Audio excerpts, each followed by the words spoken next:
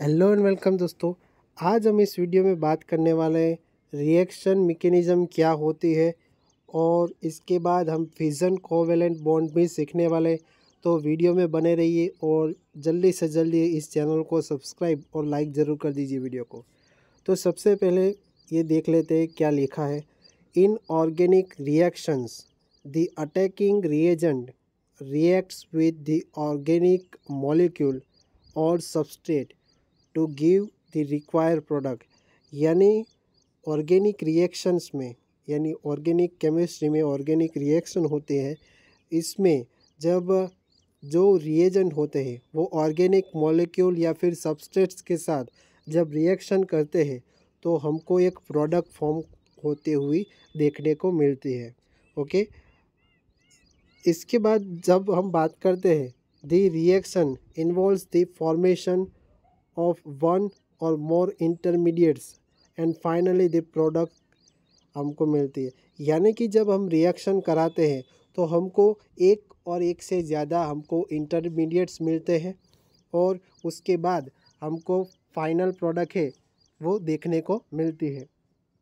चलिए एक आसानी से उदाहरण से आपको एग्जांपल से समझाता हूँ कि सबसे पहले ये मान लीजिए एक रिएक्टेंट है और जब हम रिएक्शन कराते हैं तो हमको यहाँ प्रोडक्ट मिलती है। ओके, तो बीच में क्या होता है, ये एक या फिर दो भी या फिर इससे ज़्यादा भी इंटरमीडिएट यानी कि बीच वाली जो प्रोडक्ट है, एक प्रकार से प्रोडक्ट बोल सकते हैं। ये इंटरमीडिएट यानी बीच वाली दोनों इंटरमीडिएट प्रोडक्ट या फिर एक भी इंटरमीडिएट प्रोडक्ट हमको मिल सकती है। ओके, तो ये रिएक्टेंट है और ये प्रोडक्ट है। आप आसानी से समझ लीजिए कि मान लीजिए कोई व्यक्ति है और दूसरे व्यक्ति को पसंद करता है, उसके बाद लास्ट में उसकी शादी हो जाती है तो बीच में कोई पसंद आता है, उसके बाद कोई जितने भी जो भी फंक्शंस होते हैं कठिनाइयाँ आती है। ओके, तो ये बीच वाली प्रोडक्ट वो होगी इंटरमीडिएट प्रोडक्ट होगी। ओके, उसके बाद इसकी शादी हो जाती है। तो यहाँ आप देख सकते हैं कि जो ये इंटरमीडिएट प्रोडक्ट है वो क्या होती है, अनस्टेबल होती है। अनस्टेबल होती है इसलिए इंटरमीडिएट प्रोडक्ट बोलते हैं हम उसको। इसके बाद क्या होती है, हमको प्रोडक्ट स्टेबल प्रोडक्ट मिल जाती है। यानी कि जो रिएक्टेंट होता है वो हमारा स्टार्टिंग पॉइंट होगा और प्रोडक्ट होता है वो हमारा एंडिंग पॉइंट होगा। मगर स्टार्टिंग और एंडिंग पॉइंट के बीच कुछ ऐसा तो होगा ना कि लाइफ इजीली नहीं चलेगी, सुख होगा तो दुख होगा, ऐसे आप समझ सकते हैं। ओके, तो फिर आगे बढ़ते हैं। तो आपको बता दें कि ऑर्गेनिक रिएक्शंस में वो एक ऑर्गेनिक मॉलिक्यूल है या फिर आपको उदाहरण से आपने देखा ऊपर डेफिनेशन में तो इसमें भी लिखा हुआ होगा कि ऑर्गेनिक मॉलिक्यूल या फिर इसे सबस्ट्रेट जब अटैकिंग रिएजेंट यानी कि रिएजेंट जब अटैक करता है तो हमको ये इंटरमीडिएट मिलता है। और ये इंटरमीडिएट यानी बीच वाली जो प्रोडक्ट मिलती है हमको, इसके बाद हमको फाइनल जो स्टेप होता है एंड पॉइंट यानी प्रोडक्ट मिलती है और मेन प्रोडक्ट होती है। और दूसरी वाली जो प्रोडक्ट होती है उसे हम बाय प्रोडक्ट भी कह सकते हैं। ओके, तो ये आसानी से आप समझ सकते हैं। ओके, तो चलिए आगे बढ़ते हैं। A sequential account of each step describing details of electron movement, energetics during bond cleavage and bond formation and the rate of transformation of reactants into products kinetics is called the organic reaction mechanism। यानी कि organic reaction mechanism किसे कहते हैं। तो चलिए आसानी से मैंने यहाँ लिखा हुआ है कि वो ऑर्गेनिक रिएक्शन जिसमें कई सारे स्टेप्स होते हैं, इसमें इलेक्ट्रॉन ट्रांसफ़र भी होता है, एनर्जी भी होती है, इसमें इंटरमीडिएट प्रोडक्ट भी मिलती है, उसका जो रिएक्शन होता है उसका रेट ऑफ रिएक्शन कितनी होती है और उसमें हमको प्रोडक्ट भी मिलती है और बाय प्रोडक्ट भी मिलती है। तो वो ऑर्गेनिक रिएक्शन मैकेनिज़्म किसे कहते हैं। तो इस स्टेप से आपको याद रख सकते हैं कि इसमें कौन सा स्टेप से इलेक्ट्रॉन ट्रांसफ़र भी होते हैं और इसमें एनर्जी भी लगती है। फिर हमको इंटरमीडिएट में मिलता है, उस पे रेट ऑफ रिएक्शन भी मिलती है, प्रोडक्ट और बाय प्रोडक्ट भी हमको मिलती है। तो ये आप याद रख सकते हैं कि अ sequential account of each step describing detail of electron movement, यानी कि इलेक्ट्रॉन ट्रांसफ़र होता है, एनर्जेटिक्स यानी कि एनर्जी रिलीज़ होती है ड्यूरिंग बॉन्ड क्लीवेज, यानी कि जब फॉर्मेशन होती है, और rate of transformation of reactants into product kinetics, यानी कि जो मैंने यहाँ लिखा है इससे आप आसानी से समझ में आ सकते हैं आपको कि ये ऑर्गेनिक रिएक्शन मैकेनिज्म किसे कहते हैं। ये पॉइंट आप याद रखिए, इसके आधार पर आप ये जो ऑर्गेनिक रिएक्शन मैकेनिज्म है इससे आप समझ सकते हैं। तो चलिए अब आगे बढ़ते हैं। Fission covalent bond, fission covalent bond, ये जो नया सिलेबस आया है बीएससी सेमेस्टर 1 केमिस्ट्री का, उसमें भी ये क्वेश्चन आया है, तो वो भी आप देख लीजिए कि फिजन ऑफ कोवैलेंट बॉन्ड क्या है। तो सबसे पहले बात करें फिजन यानी कि एक प्रकार से तोड़ना, ब्रेक करना। तो there are two possible ways through which a covalent bond and get cleavage, यानी कि दो प्रकार से पॉसिबिलिटी मिलती है ये जो कोवैलेंट बॉन्ड है उसकी क्लीवेज या फिर फिजन भी कह सकते हैं। ओके, क्लीवेज और फिजन दोनों का मतलब एक ही होता है कि बॉन्ड को ब्रेक करना। ओके, ये आसानी से आप समझ सकते हैं कि मान लीजिए मैंने यहाँ नोट लिखा हुआ है कि जो कोवैलेंट बॉन्ड है वो एक ऑर्गेनिक कंपाउंड है, या फिर ऑर्गेनिक कंपाउंड में कौन सा बॉन्ड आता है, कोवैलेंट बॉन्ड। कोवैलेंट बॉन्ड को ब्रेक करते हैं तो इसे हम क्या कहते हैं, फिजन या फिर क्लीवेज भी बोल सकते हैं। मान लीजिए कि मैंने ये मॉलिक्यूल लिखा है ए और ए, तो इसमें ए इसके साथ एक है और इसके साथ एक है, तो यहाँ एक बॉन्ड बना हुआ है। तो क्या करता है, ये बॉन्ड को ब्रेक करता है, ब्रेक करना ही इसे हम क्या कहते हैं, फिजन कहते हैं। ओके, तो इसमें जो फिजन ऑफ कोवैलेंट बॉन्ड है वो दो प्रकार के होते हैं। एक होते हैं होमोलिटिक क्लीवेज या फिर होमोलिटिक फिजन भी कह सकते हैं, और हेट्रोलिटिक क्लीवेज या फिर हेट्रोलिटिक फिजन भी बोल सकते हैं। तो फिजन और क्लीवेज आप याद रख सकते हैं, दोनों एक ही है। ओके, तो इसमें कंफ्यूज मत होइए। तो इससे हम आगे बढ़ते हैं, देखते हैं कि हेट्रोलिटिक क्लीवेज और इस हेट्रोलिसिस किसे कहते हैं। तो चलिए यहाँ लिखा हुआ है, if a covalent bond breaks, यानी कि जब कोवैलेंट बॉन्ड टूटता है, in such a way that both electrons of said pair are taken away by one of the bonded atoms and the bonded fission is called heterolytic fission.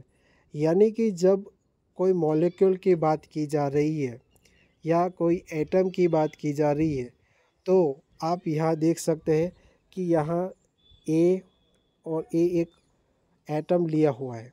Okay, और बीच में एक bond बना हुआ है, single bond बना हुआ है।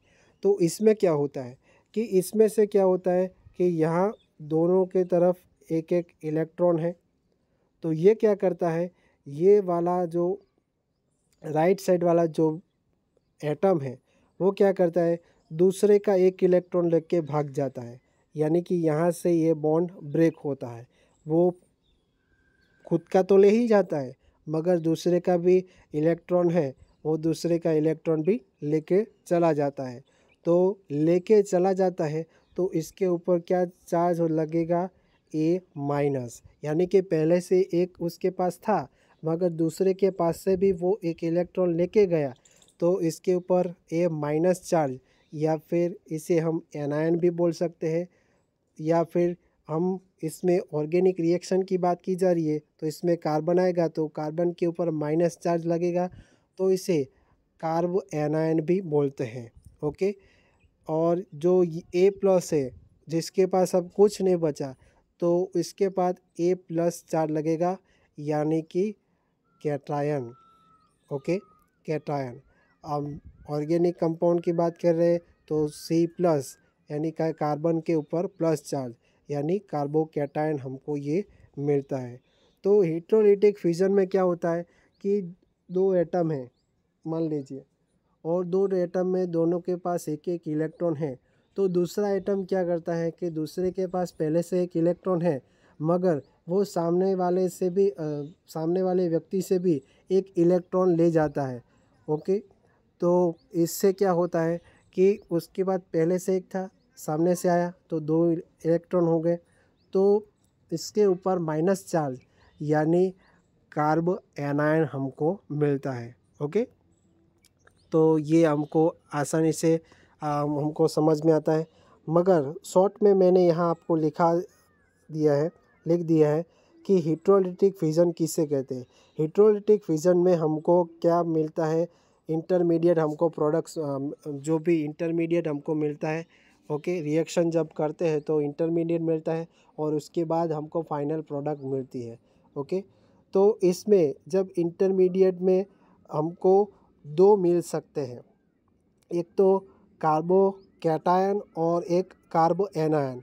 जब आपको पूछा जाए कि ऐसी कौन सी फिजन है जिसमें दोनों तरह के इंटरमीडिएट मिलते हैं, तो आपको याद रखना है हिट्रोलिटिक फिजन में या हिट्रोलिटिक क्लीवेज में हमको कार्बोकैटायन और कार्बो एनायन दोनों इंटरमीडिएट हमको मिलते हैं। ओके, तो ये शॉर्ट आप स्क्रीनशॉट भी ले सकते हैं इसका। ओके, चलिए आगे बढ़ते हैं। फॉर द हाइपोथेटिकल कंपाउंड्स यानी कि उसका एक एग्जाम्पल ले लिया है कि मान लीजिए एक्स और वाई है। मैंने आपको पहले ही बताया कि इसके पास एक है और इसके पास एक है। तो ये क्या करता है कि वाई क्या करता है कि वाई दूसरे के पास जो इलेक्ट्रॉन है वो ले जाता है, तो इसके ऊपर क्या चार्ज आता है, वाई माइनस, और एक्स के ऊपर प्लस चार्ज। यानी कि इस इलेक्ट्रोलिसिस में when X is less electronegative than Y, यानी कि वाई ज़्यादा इलेक्ट्रोनेगेटिव है और एक्स लेस इलेक्ट्रोनेगेटिव है। मान लीजिए कि आपने ये कहा कि सर एक्स और वाई में आपको वाई ही क्यों पसंद आया, तो चलिए इस बार क्या करते हैं, एक्स को ज़्यादा प्रेफरेंस देते हैं। तो वाई और एक्स, तो ये क्या करता है एक्स कि वाई के पास जो इलेक्ट्रॉन था वो भी ले लेता है, जिससे क्या होता है एक्स माइनस चार्ज, और इलेक्ट्रोलिसिस में वाई के पास सब कुछ नहीं बचता तो वाई के ऊपर प्लस चार्ज रहता है। यानी कि यहाँ एक्स से वो ज़्यादा इलेक्ट्रोनेगेटिव है कंपेयर टू वाई, यानी कि वाई लेस इलेक्ट्रोनेगेटिव है। ये एक एग्जांपल है, आपको सिर्फ याद रखना है। ओके, तो example electrolysis of methyl bromide can be represent, यानी कि मिथाइल ब्रोमाइड का भी एक एग्जांपल ले लेते हैं जिससे आपको आसानी से समझ में आए कि यहाँ मिथाइल ब्रोमाइड है तो इसके पास और इसके पास एक एक इलेक्ट्रॉन है। तो यहाँ क्या है, कार्बनिक कंपाउंड है और यहाँ हेलोजन कंपाउंड है, तो ये ज़्यादा इलेक्ट्रोनेगेटिव होगा क्या, ब्रोमीन। तो यहाँ ब्रोमीन बाहर निकल जाए, Br माइनस बाहर निकल जाएगा और हमको कार्बोकैटायन हमको CH3 प्लस कार्बोकैटायन हमको मिल जाता है। ओके, तो यहाँ लिख सकते हैं कि bromine is more electronegative than carbon. Okay, तो ये एग्जाम्पल हमने बताए हैं। फिर आगे बात करते हैं, the carbon which has sextet of electron in valence shell and bear a positive charge, then the species is called carbocation, earlier called carbonium ion. यानी कि जो कार्बोकैटायन हमको मिलता है उससे पहले के समय में इसको कार्बोनियम आयन भी बोला जाता था और कार्बोकैटायन भी बोला जाता था। हमने एक एग्जांपल लिया तो CH3 प्लस हमारा क्या हुआ, कार्बोनियम आयन या फिर कार्बोकैटायन हम इसे कह सकते हैं। दोनों नाम आप याद रख सकते हैं। ओके, ऐसे ही हम बात करें जो ये रिएक्शन होती है वो इसमें कई तरह के कार्बन भी इस्तेमाल किए जाते हैं। First degree, second degree, third degree, तीनों डिग्री के कार्बन इसमें इस्तेमाल किए जाते हैं। Heterolytic cleavage can also give a species in which the carbon atom bears formal negative charge, यानी कि formal negative charge होता है तो it has octet of electrons in its valences such as a species is called कार्बोएनायन, यानी कि वो दूसरे का इलेक्ट्रॉन ले लेता है और ज़्यादा इलेक्ट्रोनेगेटिव हो जाता है तो इसे हम कार्बोएनायन बोलते हैं। और इसको भी first degree, second degree, third degree में भी हम इसे कैटेगराइज कर सकते हैं। ओके, तो ये हमने बात की हेट्रोलिटिक क्लीवेज या फिर हेट्रोलिटिक फिजन की। अब हम बात करते हैं होमोलिटिक क्लीवेज या होमोलिसिस की। ओके, तो if a covalent bond breaks in such a way that each atom takes away one electron of shared pair electrons, the fusion is called homolysis या फिर homolytic cleavage। तो इसमें क्या होता है, if a covalent bond break, यानी कि जब कोवेलेंट बॉन्ड ब्रेक होता है, each atom takes away one electron, यानी कि दोनों के पास एक एक इलेक्ट्रॉन, यानी कि दोनों के पास जो एटम है दोनों के पास एक एक इलेक्ट्रॉन है तो बीच में से जो बॉन्ड है वो बीच में से बॉन्ड ब्रेक होता है। ओके, हेट्रोलिटिक में क्या होता था कि जो दोनों के पास एक एक इलेक्ट्रॉन था मगर जो दूसरा एटम था वो पहले एटम का इलेक्ट्रॉन लेके भाग जाता था, यानी कि वहाँ से वो एटम ब्रेक होता था। मगर यहाँ क्या होता है होमोलिटिक क्लीवेज या होमोलिटिक फिजन में कि दोनों के पास एक एक इलेक्ट्रॉन है, वो बीच में से यहाँ से बॉन्ड ब्रेक होता है। ओके, तो हमको ये होमोलिटिक क्लीवेज मिलती है कि मान लीजिए, चलिए मैंने ये ए और यहाँ ए लिखा। ओके, तो यहाँ दोनों के पास क्या है,